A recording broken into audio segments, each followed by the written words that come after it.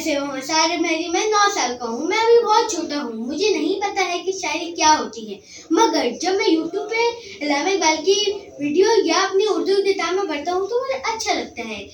मैंने अल्लामा इकबाल की जो पहली शायरी पढ़ी, एक परिंदे की फरियाद और हमदर्दी, इससे मुझे पता चला है कि शायरी एक मुश्किल ज़बान नहीं है और इससे मुझे पैगाम मिला है लोग ही जहां में अच्छे आते हैं जो काम दूसरों के।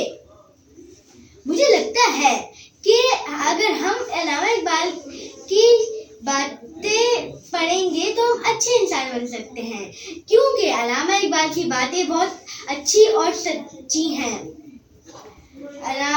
इससे हम मुश्किल से मुश्किल बात का भी जवाब दे सकते हैं।